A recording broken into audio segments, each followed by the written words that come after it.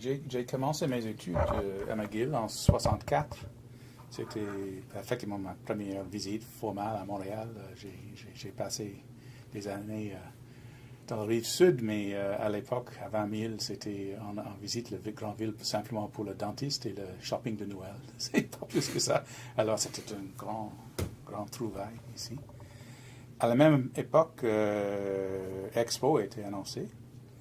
Et graduellement, la promotion a commencé. Et une des premières choses que j'ai remarquées, c'était il y a des cartes postales préparées de toutes sortes de pavillons qui sera construit dans les années prochaines.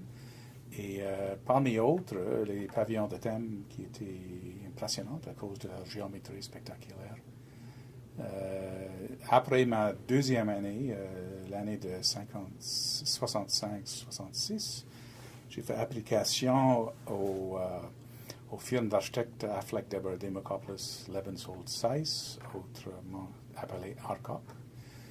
Et par bonne chance, j'ai été engagé pour l'été comme une jeune stagiaire, en effet. Et j'ai été dans une de leurs 4 bureaux à Montréal à l'époque. C'était une compagnie avec presque 200 employés à cause de le boom de construction au début des années 60. Et le bureau où j'ai travaillé, c'était dans le ouest de Notre-Dame-de-Grâce, sur le parc Row-Ouest. C'était un bâtiment bien à l'extérieur de centre-ville et beaucoup plus loin que de chez moi, chez Avaleuil. Ouais. J'ai passé 1h30 en chaque sens pour aller au travail. Et j'ai payé une moitié de mon salaire pour le transport à l'époque. Mais quelle expérience! À ce bureau, pendant l'été 66, l'équipe de production de pavillons thème, naturellement, l'équipe de production pour le Centre des Arts Nationaux à Ottawa, une équipe pour le musée McCord, la première transformation de bâtiment à McGill, et une équipe pour une étude de master planning pour la colline parlementaire à Québec. Alors, j'ai été impliqué sur la dernière et sur les deux projets McCord et Terre des Hommes.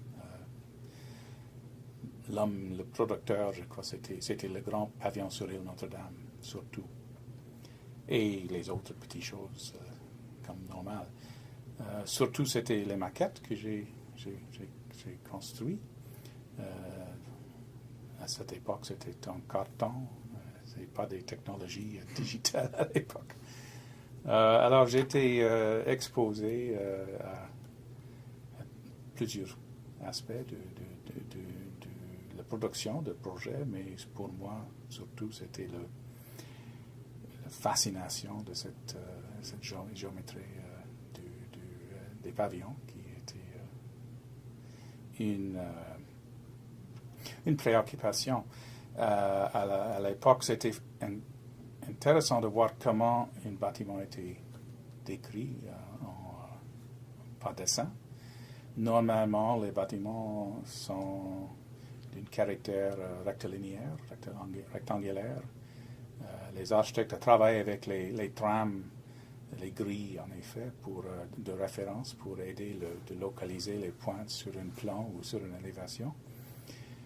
Dans le cas des pavillons de thème, c'était un pavillon sans des angles droits de tout, c'était tout hexagonal.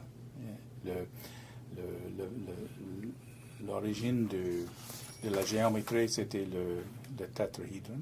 C'était un élément de structure parfait, c'est effectivement 4 faces triangulaires. Sauf le concepteur Guy Devra a coupé les pointes pour créer un module qui s'appelle le tétrahedron tronqué. Effectivement, 4 faces hexagonales et 4 pointes triangulaires.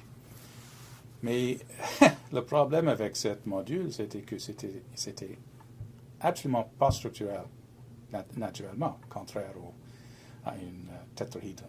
C'est parce que tous les joints doivent être rigides. Et une jointe triangulaire est parfait. Une jointe à 120 degrés dans tous les sens n'est pas parfait du tout. Je crois qu'ils ont imaginé que ce sera possible de rendre les jointes rigides avec les plaques d'acier, ça s'appelle gusset en anglais, je ne sais pas le mot en français, mais c'est une plaque percée pour les vis. Et tous les membres se rejoignent à ce point-là. Mais c'était évident quand nous avons vu le début de construction qu'il y a beaucoup d'autres éléments, les diagonales pour renforcer les modules, probablement parce que les charges vers le fond des structures étaient énormes. En tout cas, pour moi, c'était à ce point-là simplement un aspect un peu curieux, comme un jeune étudiant en structure. Mais le projet a avancé avec grand hâte. C'était pas possible de renverser la direction. Et alors, les modules étaient développés comme les os de structure. Curieusement, parmi les images sur les cartes postales et les autres images, il y a toutes sortes de rendus préparés par un homme qui s'appelle Frank Scheider, qui était un artiste extraordinaire qui a fait des rendus architecturaux avec montage et c'est quoi le mot? Airbrush, aérographe, c'est le mot français. C'était un travail très, très difficile, mais ça donnait un aspect photographique parce que tous les personnages étaient coupés des catalogues chez Eaton et collés sur les dessins. Ces images étaient les modules absolument parfaits, beaucoup plus optimistes que la réalité, mais c'était les images publicitaires qui étaient disponibles à l'époque, et qui étaient aux yeux, je crois, de tout le monde, c'était exceptionnel, extraordinaire. C'était pas les bâtiments que nous avons vus chaque jour, partout. Effectivement, l'expo a expérimenté avec les façons de construction avant-gardistes. Alors, à la pointe où j'ai commencé mon participation, c'était la documentation de construction était déjà faite. La construction a déjà commencé parce que c'était l'été, moins d'un an avant l'ouverture.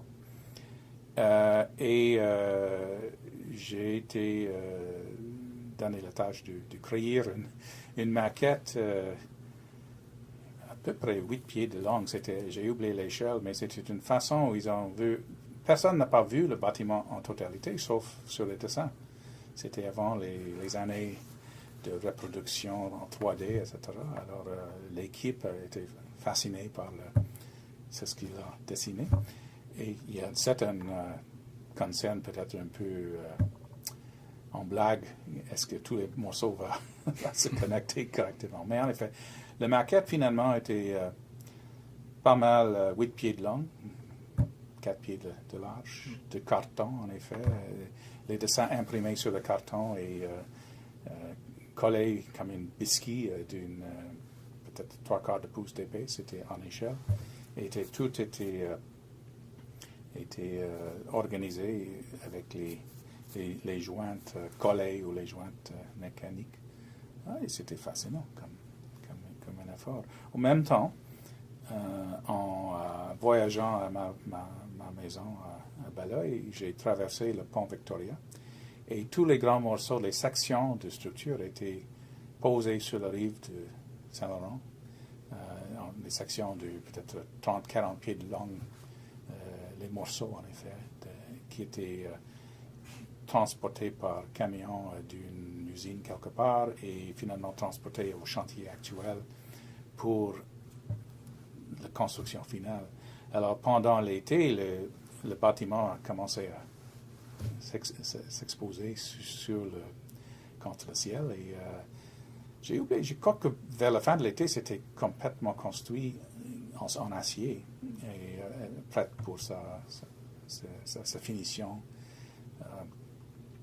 L'extérieur était couvert avec les immenses barres d'eau 4 par 8 de contreplaqué naturel. Je crois peut-être un plaquage de cèdre ou quelque chose, parce que c'était pas peinturé du tout, avec une coin tronquée comme la tête de rideau. Et les ouvertures étaient fermées par un tissage de grandes bandes de vinyle. En effet, c'était vraiment un bâtiment temporaire. Il n'y a pas de chauffage, pas de... l'intention, c'était de fonctionner pour un an, et après ça, ça sera fini. C'était vraiment un pavillon.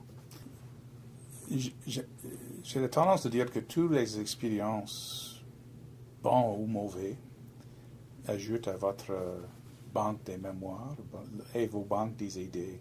Et comme dans une profession créative, et comme pour moi en particulier, j'étais un designer, la création était fondamentale, la conception d'une pointe, de point zéro jusqu'à un bâtiment, était une de mes responsabilités. Et c'était Expo qui m'a donné c'était comme l'engrais pour aider le développement de mes idées. C'est parce que j'ai vu tellement des idées de toutes sortes.